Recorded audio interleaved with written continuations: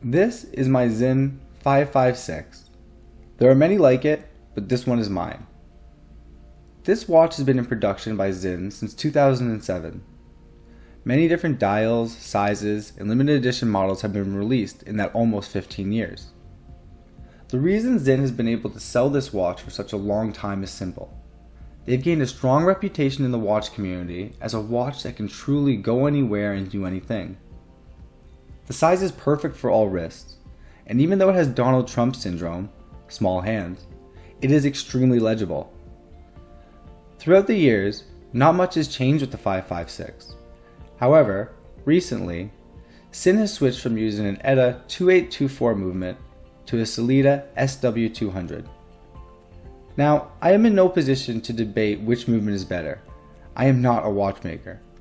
I will say I own watches with both movements, and they both perform flawlessly. In this video, I will go over how to identify if your 556 has a Sellita or ETA movement. The first thing we are going to look at is the rotor. This is the quickest and easiest way to identify which movement is in your 556. On the ETA movement, the rotor is more curvaceous, while the Sellita rotor has a straight cut. Also, pay close attention to the center of the rotor, where it attaches to the movement. They use different designs. While the rotor is the easiest way to check, it is not a 100% guarantee. Some Sellita movements do use a rotor typically seen on ETA movements. Next, we will look at the base plate. You may need to get a loop out for this one. We need to identify how many joules the movement has.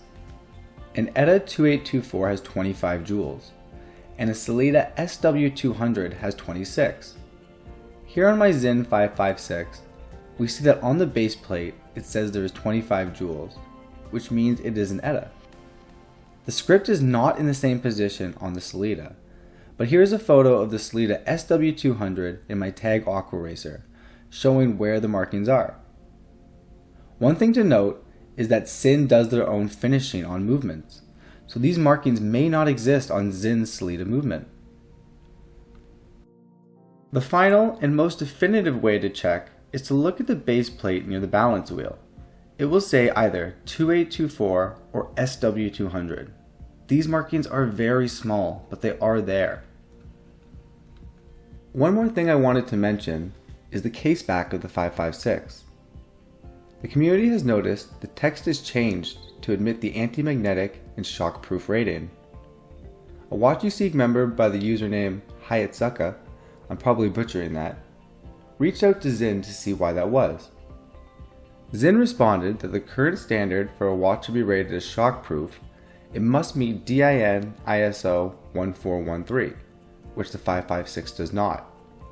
In the past, for a watch to be rated as shockproof, it must meet DIN 830, which the 556 does.